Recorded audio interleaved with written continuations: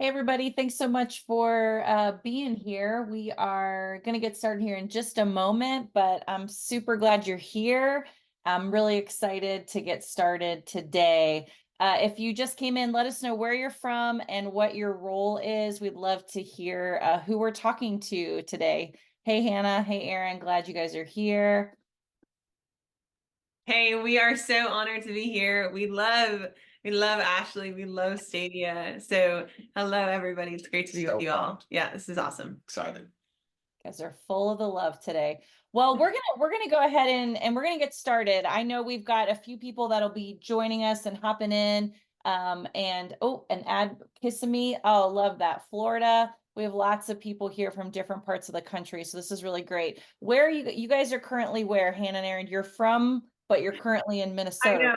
We live in Chicago and we love living in Chicago. We're actually funny enough in the smallest little town. I think there might be 100 and some people that live in the small town where we're at right now in Minnesota. It's called Two Harbors. Yeah, it's a pretty tiny little town, but it's really sweet. We actually came up here for a video shoot for the conference that we host for young leaders every summer. So we had our whole creative team here at the Airbnb with us, and half of the car started driving back to Chicago, and so we'll head out right after this. So we're tuning in from Minnesota right now.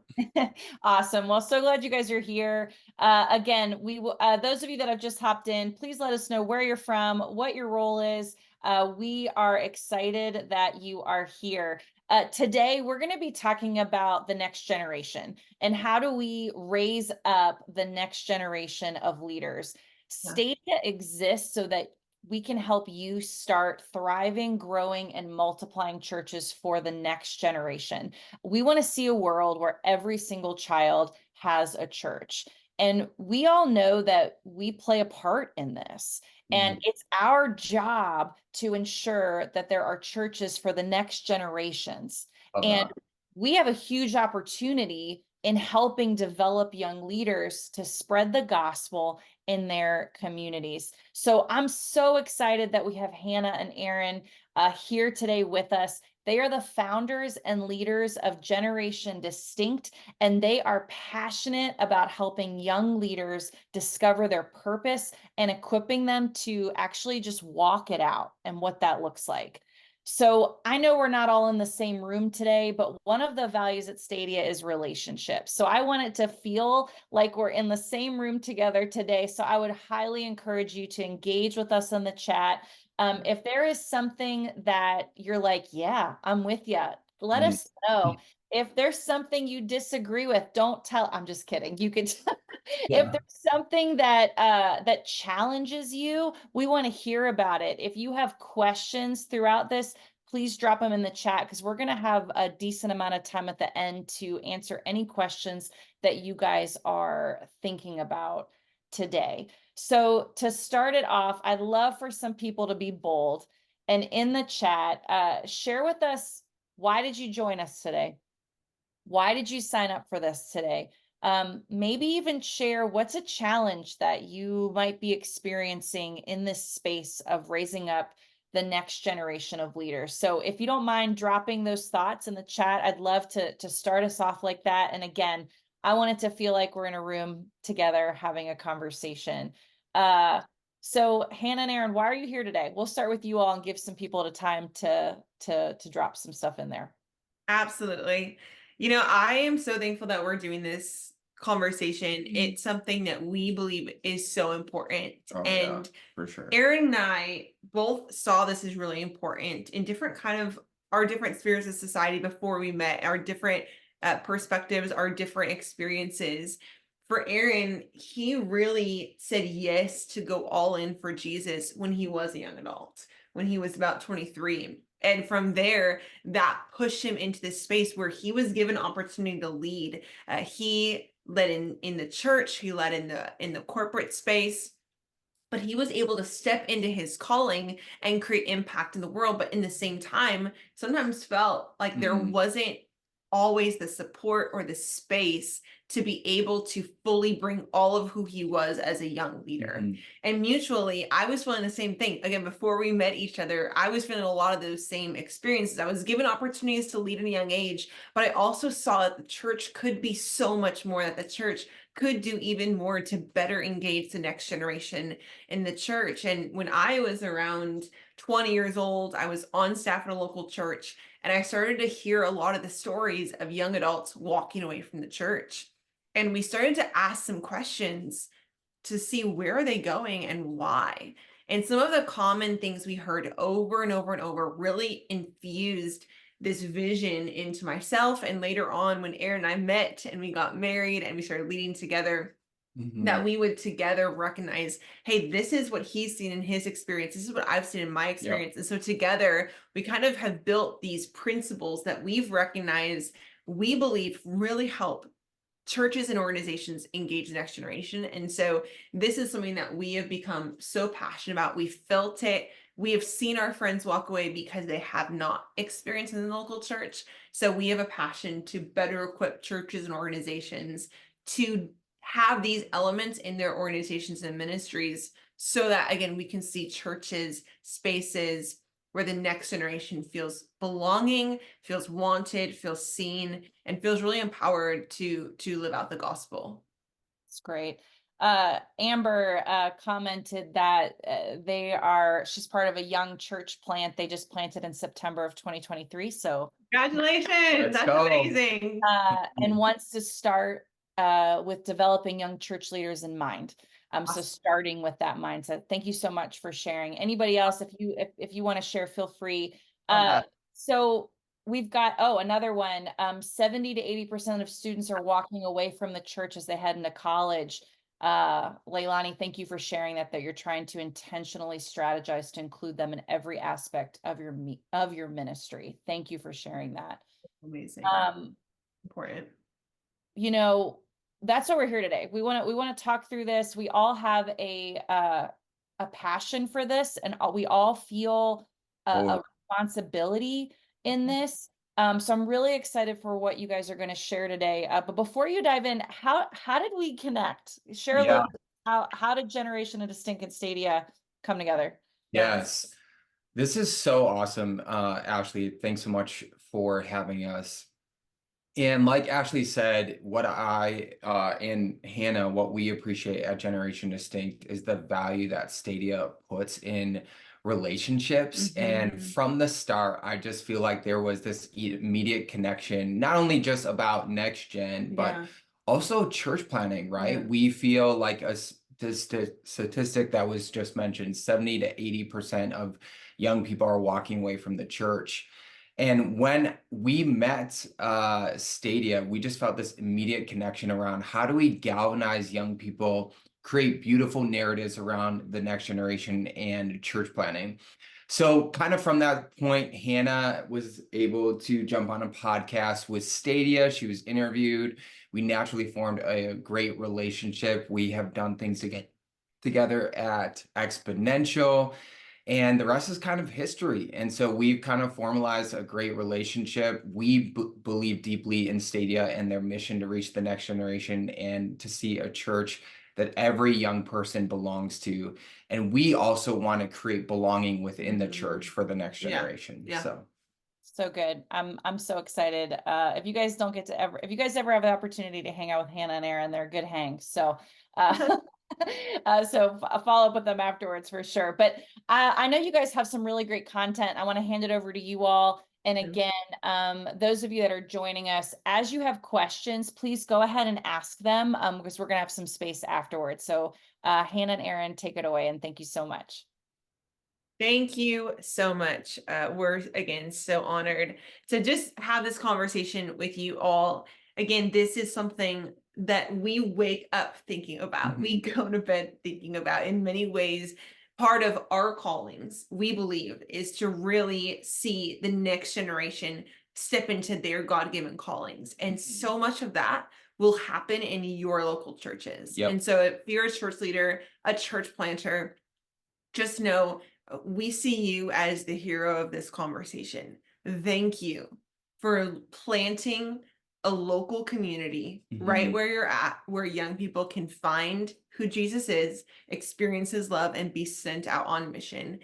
We both have been youth pastors in our ministries. We both worked directly in local churches, and we recognize this is easy to talk about and hard to do. So Right. you're doing an amazing job. And the very fact that you're showing up for a conversation like this is just so inspiring, and we're encouraged. So thank you. We're excited for this conversation. Like Ashley mentioned, we are the founders and leaders of a nonprofit organization called Generation Distinct. And really, we exist to use conversations the next generation's already having around passion, purpose, and justice to bring them into conversations about Jesus, the gospel, and the Great Commission. We do that through online cohorts and experiences and training. But today, what we want to focus on is actually something that we have discovered in our 10 plus ministries of working, 10 years of working with the next generation. Both of us have been working in, again, even before we met each other, with the next generation for over 10 years in ministry and corporate spaces. And we have come together to say, what would we say are the key elements that we see in the organizations and churches that are best connecting with, engaging, and unleashing the next generation from their spaces. So that's what we're going to talk about today. We are going to talk about what we call the top 10 principles to effectively reach the next generation. Now, we don't have 3 hours, and so we're not going to get through all 10, and we don't want to try because that would be too overwhelming and stressful. What we're going to do is we're just going to start with three that we think are really great spaces to start, and will kind of help us introduce this conversation as well. Now there are 10, so these are the 10 ones. You can glance them over, you can take a screenshot if you want, and then also if you want, we do have a free ebook resource that if you're wanting more information on all 10 of these, you can go ahead and download that. Today, we're going to talk about these three: prioritizing purpose, collaborating with creativity, and investing in innovative missionaries. And again, if you are interested in all 10, you can go ahead and get access to the free ebook here. But again, today, we're really excited to talk about three that might be three of our favorite principles that we see in churches best reaching and unleashing the next generation in their spaces. Yes. And this is like a really important conversation, right? I think a lot of generations that we would say, what my friend says is chronologically more superior, that are investing their lives into the next generation. We feel this common thread of how do we create spaces or places or even churches that the next generation view as credible, that they view the church as like a deep, important place in their lives that they go to, that they belong to, that they invest their lives into. And so as we feel that, sometimes a lot of pain points arise, a lot of things of like, wow, the next generation is really not engaged here. The next generation is not coming to our churches anymore. Or the next generation is feeling this or feeling that. And so throughout this conversation, if you could just like really put your pain points in, remember your pain points, because we're going to do some question and Q&A at the end of this. But That's right. to start this webinar off, we're going to actually turn it over back to Hannah to talk a little bit about prioritizing purpose. That's right. So we're going to dive in. We only have a little bit of time, so we want to maximize this time together. So let's dive in to element number one, and that is prioritize their purpose. This is something really interesting that we see in even generational trends. When we look back at millennials, and we're both millennials. I'm the youngest millennial or oldest Gen Z, but probably youngest millennial. And so when we look at how millennials existed in the world, but also in the church, you probably heard a lot of language talking about the next generation and why they craved purpose, right? There were Time magazine articles that came out and Forbes articles about how the next generation, millennials at the time, were so passionate about finding a purpose. And millennials were very content with connecting their purpose with the purpose of the organization that they were working in or the church that they were attending. However, a really important trend to acknowledge and see is that Gen Z is not the same.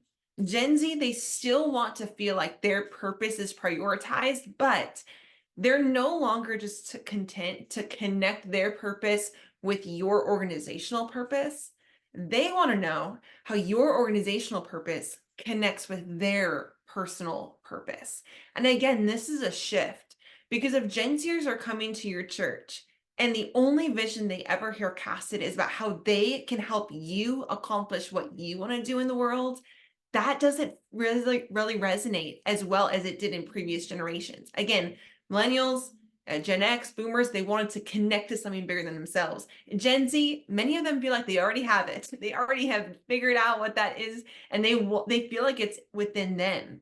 And so one of the best things that you can do in your church, in the vision that you're casting, when you're building a youth ministry, is if you're casting vision for them to step into their calling, step into the mission of Jesus, you don't just have to invite them to serve on your teams or to show up at youth ministry every week and invite a friend. I would imagine many of the Gen Zers in your church, they're actually asking a bigger question. They're asking, I have this musical gift. I have this desire to start a podcast. I have a clothing brand idea I want to launch. Does any of that connect with me going to youth group on a Wednesday night? And I believe that the churches that will best reach and equip the next generation are those who are not afraid of young people having passions that reach outside the walls of the church, but actually are sending young people as intentionally trained, equipped young leaders out into the world to bring people to Jesus. So here's how that is really going to be relevant in your language. When you're building your youth ministry, I saw somebody say, hey, we're just starting our youth ministry at our local church and we're trying to get some ideas around this. Again, when you're building this youth ministry, how can you not just build it around what happens on a Wednesday night? How can you actually build it around what the young leaders themselves are passionate about? How can you equip them not just in what the Bible says, which is important, but also how can you equip them in their calling? How can you take time and space in your ministries to understand what's your purpose? Do you want to go into business? Do you want to be in politics? Do you want to start a YouTube channel? And not to just put that aside, but actually understand the why behind it. What is your purpose? At Generation Distinct, we use the language of what is the wrong you were born to make right. And if you help them understand that, and then you invite them to utilize that within your church, maybe they want to start a clothing brand, you actually host a pop-up right at your youth ministry, and then invite all their friends, and they're so excited that their youth ministry cares about the clothing brand that they created. Or maybe if they want to start a podcast, you say, hey, what if you used our church studios to do that? We believe in your purpose. I believe that when we prioritize the purpose of the next generation, they are excited about bringing their purpose to the local church. Yeah, so that is number one. So number two, Aaron's going to talk about collaborating with creativity. Yes, that was so good, Hannah. Thank you very much. Thanks so much for sharing that. But at Generation Distinct, some of our values that we deeply care about is someone said like FOMO, I think in the chat, you know, the next generation, the biggest pain point is FOMO. A big thing that we are feeling with the next generation is to be practitioners of purpose. So what we get like focused on, gritty about, passionate about is helping emerging young leaders be practitioners, not only of their purpose, but actually create movement in the world by doing something today about it. And so, you know, Gen Z is a brilliant, multifaceted, multi-passionate generation. They are gifted in ways that you and I might not be. They are creating beautiful things in the world from the start. And the reason why I bring this this topic of conversation up is collaborate with creativity is from this big macro concept of co-creation. See, previous generations, they grew up in a different time of history where the next generation grew up where TikTok was very accessible, where Instagram was accessible, and different social media platforms like even YouTube. They got to look at what I would say is secular platforms and co-create with them. Mhm. So with just a click of a button, very small permissions, guidelines or guardrails or gatekeeping, they can literally say, I can co-create with secular Yeah. platforms to build something that I deeply care about. Mhm. Okay. So this is their whole generation. They're the front runners of this. Their whole paradigm of thinking, their worldview, how they see the world, or how they operate, their method of operation. They are literally thinking, man, my whole world says I can co-create with. So when they're having conversations with their best friends, when they're talking about things in coffee shops around what their friends are doing, most of their peers are co-creating with society in some way. Yeah. And this is such an important topic of conversation. Why? Because the church, I believe, was created by God with a bigger purpose, right? Yeah. We are created in his image to co-create with God. Mhm. And so for me, I'm like, what if we could help the next generation say, not only do you know your purpose, Mhm. but we get to co-create with you. Yes. And so if we could be the front runners within the church of saying, hey, we know your gifting, we know your passion, we know what you feel called to, Mhm. but we're not only going to understand your passion, like Hannah talked about, we're not going to just know about your passion, but we're going to say, what are you deeply passionate Yeah. about, and create leaders that are practitioners on that purpose to Yeah. co-create with them, to send them in the world like Jesus did. The power of this, I believe, is when we think through connecting people to a common cause. Yes. So at Generation Distinct, one of our team values is we are community catalysts and we connect people to a bigger cause than us. The reason for that we have this team value is that we believe deeply that the next generation of leaders, they not only believe in their greater purpose, Mhm. but they want to have a place that say, no, this is a place. The Yeah. church is a place. My leaders are a place that look at me. They believe in me. They see greatness in me. They believe in what God has instilled in my heart and my mind. Yeah. And they send me to connect to a common cause. Yeah. And how we do that is saying, well, we connect you to a cause. We're going to co-create with you, and we're going to help you build a leadership pipeline, help you Yeah. build your passion, build your product out by being practitioners of purpose. And so if there's moments where you're thinking that the next generation is FOMO, my healthy challenge for you, my healthy push towards you is maybe that the Yeah. next generation, just maybe it's that they know the church is relevant to their life. They Mhm. see its importance. But what if they're walking away from the church Yeah. because the church hasn't co-created with the next generation? Mhm. And when I think through that, a lot of creatives, we were all created in the image of God. I think all of us, even on this Zoom call, have this hardwiring deep inside of us to create something beautiful, Yeah. right? Yeah. And so what if we could pair that longing of every human heart to a place within the church to help the next generation thrive and flourish?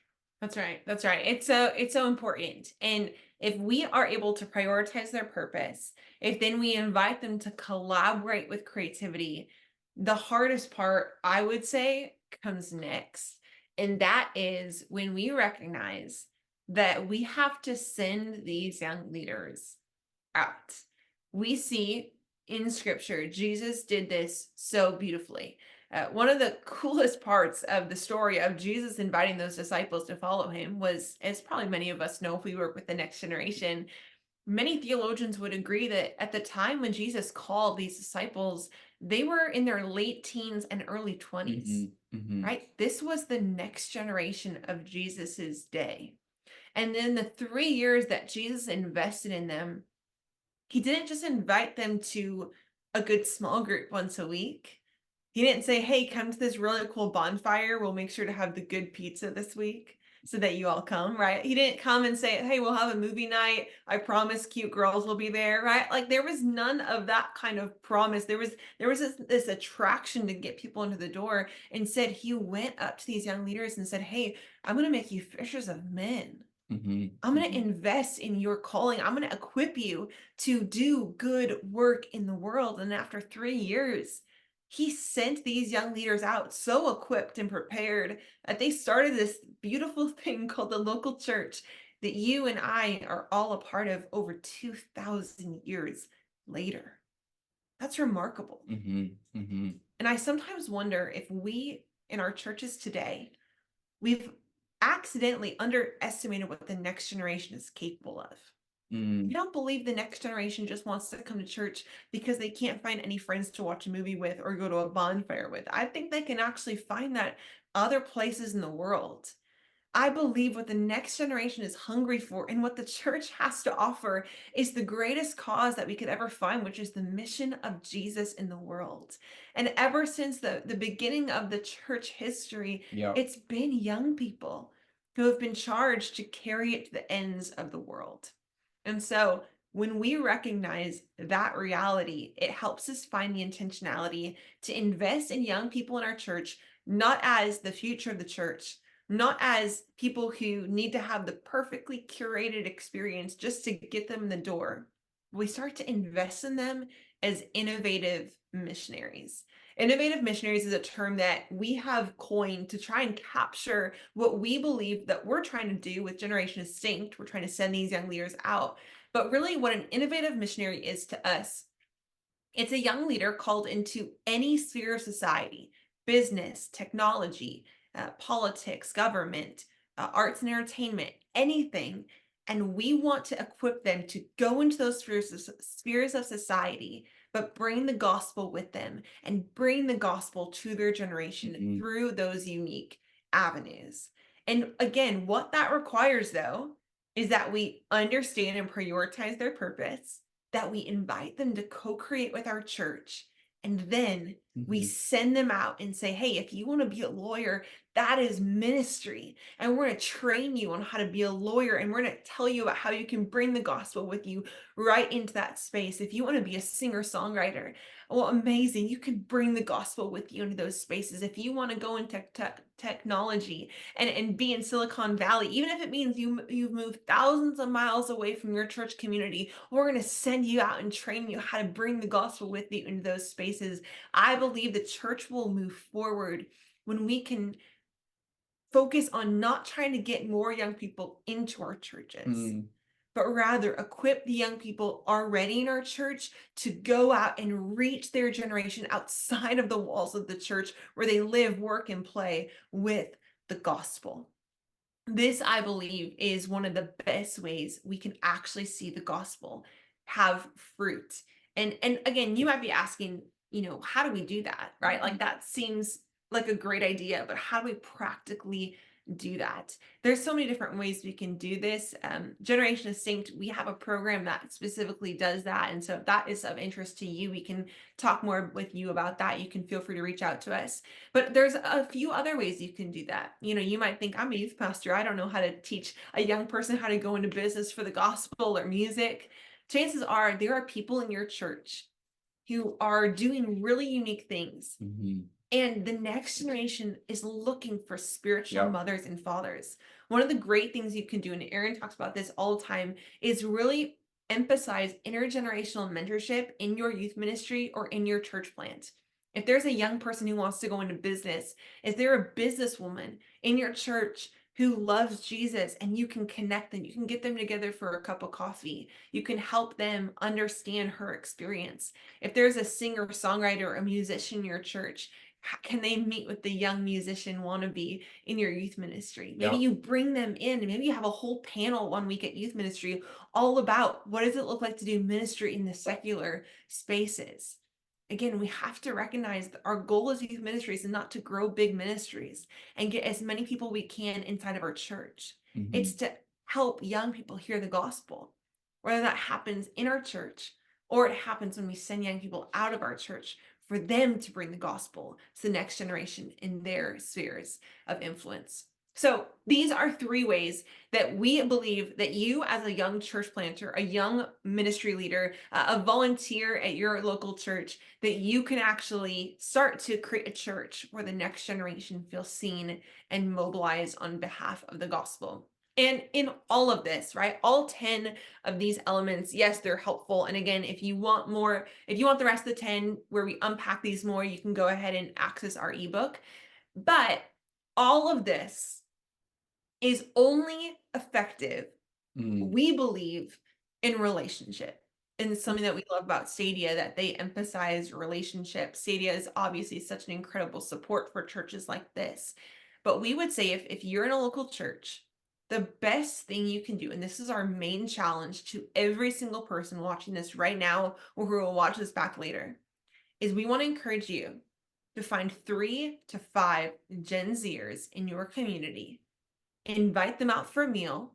If you treat them, we promise Gen Zers will show up. Free food is a great way to get them to go out for a meal with you.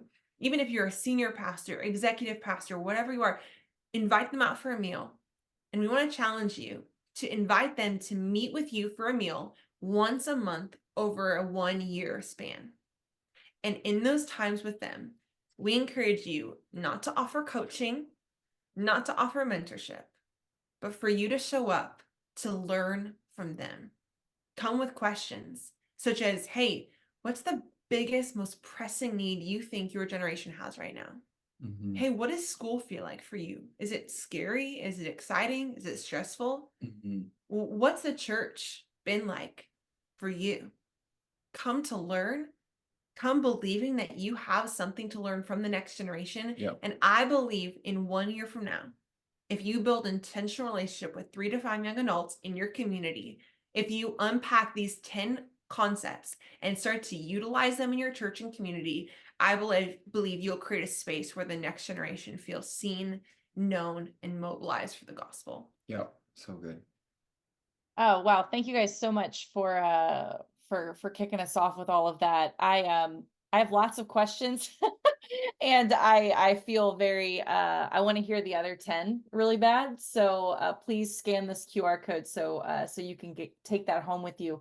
I do have a few questions to kick us off, but those of you watching, please drop questions you have in the chat. I would love to take some time to just hear what you're thinking. So if you want, share some challenges or pain points, as they mentioned in the chat. We can talk about those. How are you engaging with this generation? Maybe even share where you've had success, where you haven't. We'd Yep. love to hear from you, because this is also an opportunity for us to learn from one another. I would love to start us off. What can you give me an example of how you've seen someone prioritizing their purpose? Like, have you seen somebody do this really well, like a church do this well, or a story of someone you've seen the kind of these 3 stages even kind of happen? Some different examples would be I'd love to hear it. Totally. I'll dive in. If you Yeah. have any color, please share. One thing that I felt across the board within going into ministries or different organizations and just like doing some consulting as well is that there wasn't a lot of spaces and places for the next generation to kind of walk out their gifting, but also feel safe as well. Yeah. What I would call that is practical discipleship with a bent towards failing forward. And so one thing that we deeply care about at Generation Distinct is that the reason why we do that is because we want to create safe places for the next generation to not only get discipled, but actually utilize their purpose for something greater that they've yet to even see. And so one way we actually do that, it's something that I love dreaming up every year, is we have our creative conference called Untitled every year. And we have this moment at our conference. We call it the creative expression moment. Okay. We create a climate of safety for emerging young leaders. We understand who they are. We kind of profile them out. They've gone through the program. They kind of clarified their purpose statement or clarified why they exist or what they're putting their hand to. And some of these emerging young leaders, they get to come up and if they feel called to be a Christian rapper, they get to be like, they've written some music, like they get to go and send it on the stage for the first time ever with a microphone. Some people feel called to be preachers or teachers. And so we create spaces for emerging young leaders where they get to craft sermons for the first time ever and give a 7-minute message to a climate of safety of everyone really listening and learning. And the list goes on, whether that's like sharing their story for the first time. Anyways, there was a really cool story of impact. Her name is Nevaeh. She came to our creative conference 2 days prior. She was getting met with a lot of spiritual warfare, feeling called to use her voice for worship. And we told Nevaeh, hey, Nevaeh, we feel like you are called to sing. We feel like you are called to be a worship leader. And so Nevaeh came to our conference. She partook in the creative expression moment. And she sent her first song ever into the world. And it's a beautiful worship song. And it was so beautiful that I actually had her sing the chorus. It was only a chorus at that moment, 3 times over everybody. And she got to actually get a video from another participant that captured her singing. She posted it on TikTok. It went absolutely viral. It's over 300,000 views right now. She actually was signed by a producer. She actually created a whole song, and she literally just pushed it out into the world and has over 10,000 streams currently. And so that's just one small example of what we feel like creating a space for the next generation to walk out their purpose. And that's kind of how we do it. So Yeah, and one other way I think is recognizing that if a young leader is experiencing success in a way that's not connected to even what you're doing, that's okay, right? Because you still care about their purpose and what they're doing. I think about the young adults in our creative expression time that get up and they share their business plan for the entrepreneurial vision that they feel like they have. I think about the young people who get up and talk about the story of when they discipled one person and the impact they're seeing from that. So often in our churches, we sometimes talk about what's happening because of the impact happening within our 4 walls. And it's okay, I believe, for the next generation, and even really encouraging when we see what they're doing outside of the walls of the church, and then we say, hey, on Wednesday, we want you to get up on stage and tell everyone what you're doing. Talk about the fact that you just started a YouTube channel and now it has 1,000 people, and every single week you're talking about Jesus on that. That's a win, and we want to celebrate that even in our youth ministry. Or I think about when I started Generation Distinct earlier on, and we had our staff. There was a young man on our staff who was a college student, and he was also building a YouTube channel, and his YouTube channel was talking about theology. He was going to Bible college, and his YouTube channel, while he was on our team, took off. It just blew up. It started reaching hundreds of thousands of people with amazing teaching on theology that he was getting from interviews he was doing. And at our staff meetings, every single staff meeting, I had Austin share, hey, Austin, what are your numbers up to? What are stories of impact? Because it's not just about what's happening for our mission. It's about how every single person is uniquely going into what God has called them to do. And we want to celebrate that, even if it has nothing to do with our mission. And the youth ministries are such a great space, I believe, for that to happen. No, that's so good. So we do have a couple of thoughts and questions in here, and so thank you, Leilani, for sharing. She just shared that our biggest challenge is igniting missional living for them. And so do you have a story of how, well, one, what thoughts do you have on that? But do you also even have a story of how have you seen someone within the church that's been practicing some of these principles actually impact a non-believer in their community, and what's happened because of that? Yeah, absolutely. So I'll use even my life as an example because this impacted me in so many ways. When I was about 17, I started going to a church plant. I came from a more mega church style, went to a church plant, and there was no other high schoolers there at the time. And so I didn't have anything to go to but main church experiences. And there was a Wednesday night gathering where they got all 50 of us in a room and they cast vision around discipleship. And they said, hey, everyone should start discipling 3 people. Now, I was the only high schooler in the room. They probably didn't think that they were going to challenge a 17-year-old to start discipling, but because I didn't know any better, I didn't know enough to know that they probably weren't talking to me. So I thought, okay, well, who could I start discipling who's younger than me, who's less experienced than me in their walk with Jesus?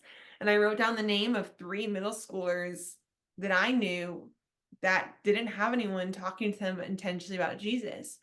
And I reached out to their parents and I said, "Hey, can I take your daughters out for coffee and talk some about life?"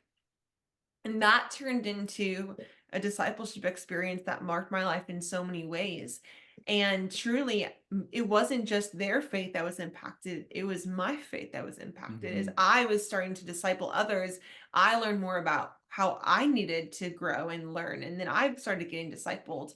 And so that group of 3 turned into a group of 8 young women that I discipled from when they were 5th and 6th graders all the way through to when they graduated from high school. And then they were the junior bridesmaids in our wedding. And a lot of those girls, they were brand new. They didn't grow up in spaces of faith. They didn't know who Jesus was.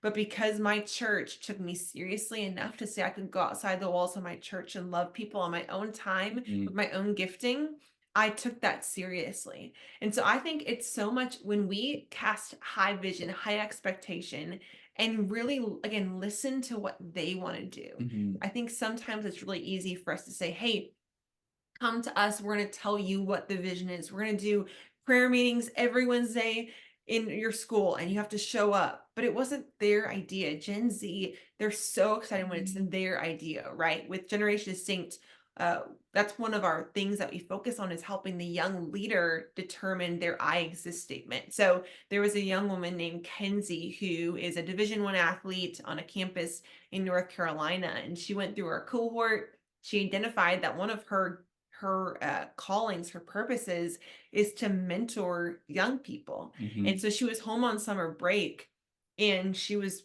pretty average college student on summer break. She was just home working, feeling a little bit stuck. But all of a sudden she went through this program and realized, wait, I can start discipling young people exactly where I'm at. So she knew that there was 3 girls, 3 high school girls that lived in her neighborhood, and she would invite them over to her parents' house while she was home on college break, and she would do pool parties with them. She would invite them over for sleepovers. She would tell them about Jesus and she would lead them to the gospel. And then that multiplied. Now she's on her campus.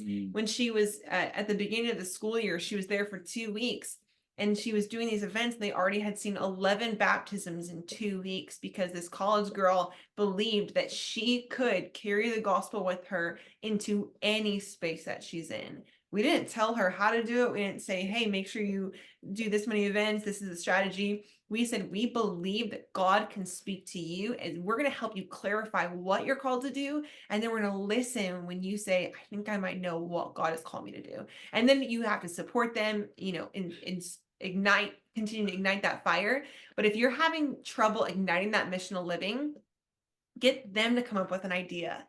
And then you just become the support system, right? You put the money behind it, the support system, the structure, you drive them to whatever they need to do. And if they fail or they make a mistake or it has no impact, then you can take them out and say, "Hey, let's unpack this. Let's talk about this." But you're literally teaching them in those moments how to be missional in the ups and the downs, while also having the safety of them having a leader that believes in them and loves them. That's great. Thank you. I probably have time for maybe 2 more questions. And I want to make sure we give enough time for people to head wherever they have to go. This could be a little bit of a culture shift for churches in some ways. So I am a little curious, what is your experience from, I love the audience that's here that's trying to figure it out from the get-go, but what do you have to say to a church that's been around for 10 years and it's kind of trying to reevaluate what this looks like? What are some next steps that a church that's just starting to figure this out can take versus maybe a church that's already kind of been swimming for a while? Yeah. What do you have to say to them? I love this question. And I feel like, with turning the ship, sometimes it takes a little bit longer depending, what's the cultural components or cultural complexities of how to turn the ship towards like the next generation. And so I think there's a lot of nuance there. So I just want to acknowledge, like, if it takes a lot longer Yeah. than you wish it took, I just hope that you just stay in the pocket, right? Just stay in the pocket like a good quarterback would do, because I believe truly that the next generation sees your church as relevant if you see them relevant to your church. Okay. Mhm. So I just want to just say that first. What's fascinating to me is I talk about this a lot. I think this is a true statement. We might know this, but sometimes it's just sometimes to put like a visual around it is like I want to say it's like this to like this, okay? So previous generations, they like boomers and Xers, they created churches, they created businesses, they created organizations that have scaled, that have grown, that maybe there's 10 executives, maybe there's multi-site now. Maybe it's one organization that has different components, and the bigger sometimes it is, the harder it is to turn. But then some of those generations like boomers and Xers, because of what they built, what they started, 20 plus years ago, they got to write articles because of like the internet at that time. And everyone's like, wow, we get to write articles of what God has like put on our hearts. Like, check this out. And then from that point, timing, people got to, jump on podcasts because podcasts started and podcasts were cool. And then everyone started writing books, and then books, I think, empowered speaking. Okay.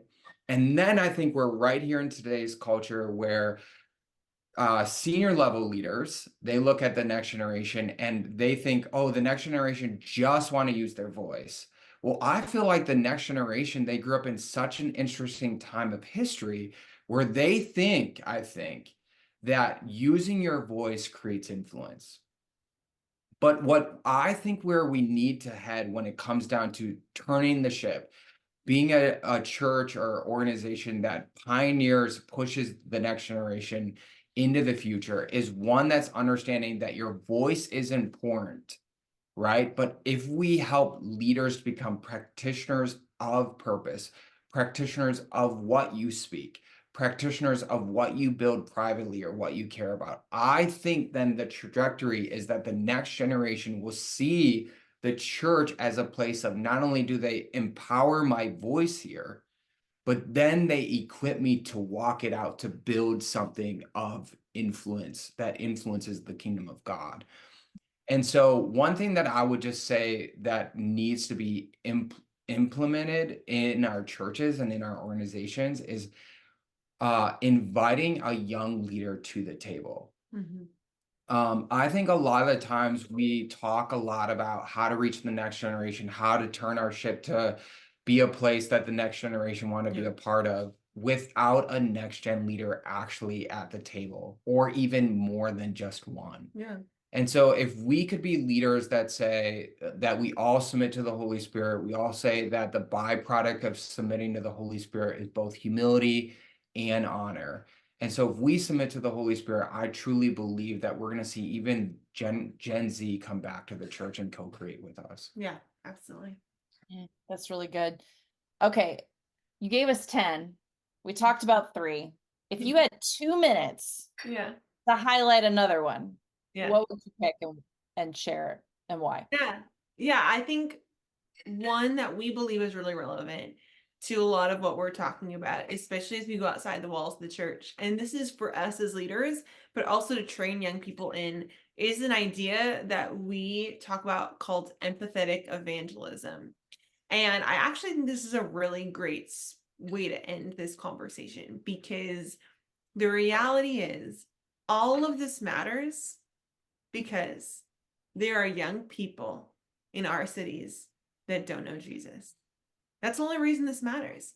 It's not so our churches get cooler, younger, trendier.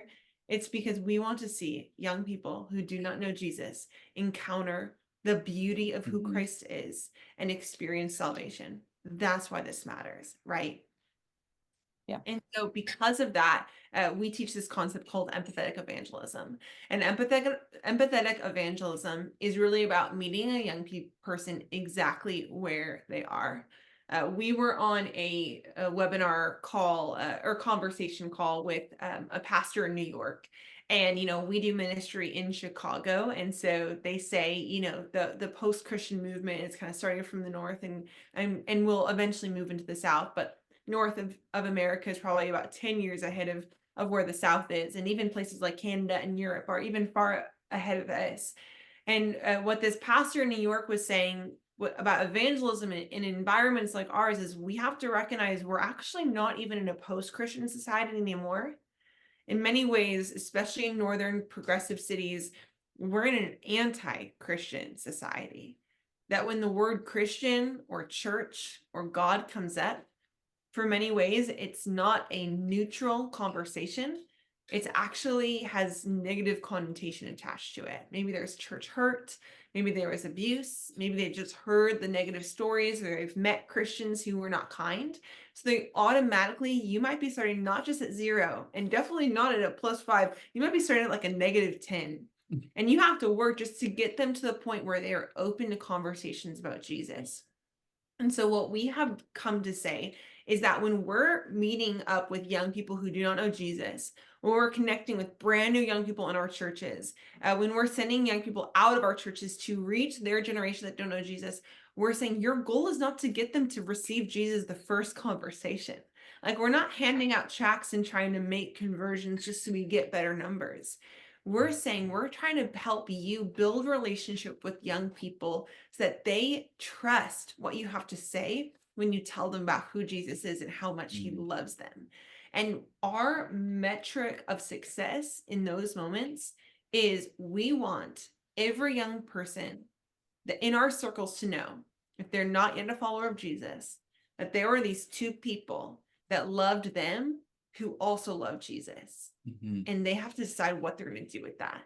And we are seeing that, and we teach this in our cohorts as well to help these young leaders recognize as they're going to all spheres of society, when they go into music, when they go into entertainment, when they go into business, there's going to be so many people that they meet that are not yet ready to just say yes to Jesus in their first conversation, but you can build relationships with them. You can take them out for lunch. You can invite them into your life. You can show up at their events. You can be with them. And all you have to do in the beginning is help them to know that there is somebody that loves them who also loves Jesus. Yeah, and what we've seen every single time is that person becomes incredibly curious on why that is. And when they ask and when they say, why have you loved me so well? I know you love Jesus. I've never been loved like this by someone who also loves Jesus. Why is that? We get to actually introduce them to who God really is, a God who loves them, who's been chasing them down their entire lives, and who is there ready to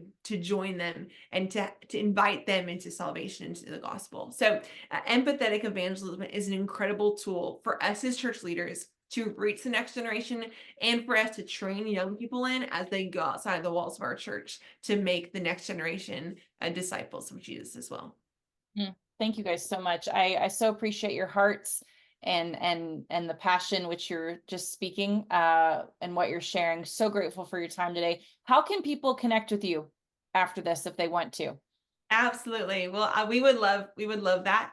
They can go ahead and visit generationdistinct.com. That is where everything is. If you're interested in our program, they can reach out to us at Hannah or Aaron at generationdistinct.com to find out more about how Generation Distinct might be able to serve you and your church and your next generation efforts. If you're interested in that ebook, they can also go to generationdistinct.com/ebook. Super easy to download that. Or they can also text that information as well. The text is just text the word ebook to 55498. So they can do that as well. We would love to stay connected. And then we're on Instagram and social media as well. Just Hannah Gronowski Barnett. And Aaron R. Barnett. Yes. Awesome. Thank you guys for that. We will, everybody watching or watching later, we're going to send you guys an email. It'll have all of this information that they just shared. And also, if you are sitting here like, hey, I want to figure out how to do this. I want to figure out what it looks like to multiply our church, Stadia is here to help. We want to be a guide as you are navigating that process. So there'll also be my contact info if you want to connect about how do we start a church that thrives, grows, and multiplies for the next generation. Thank you guys so much for being here again, for your time. Appreciate everyone who listened and will listen. And I just hope you guys have a great week, and I hope you have something to do this week. You got 3 to 5 people you're supposed to go have coffee with. That's right. Thank you so much, Ashley. We love you all. We honor the role that Stadia is playing in the future of the church. We're incredibly inspired and encouraged that there's an organization with all of the stewardship and credibility that Stadia holds, and they're working so hard to build churches for the next generation. It's amazing. So thank you. Yeah. We're really encouraged. Thanks for this opportunity. Yeah. Thank you guys. Have a great day. See ya. Bye.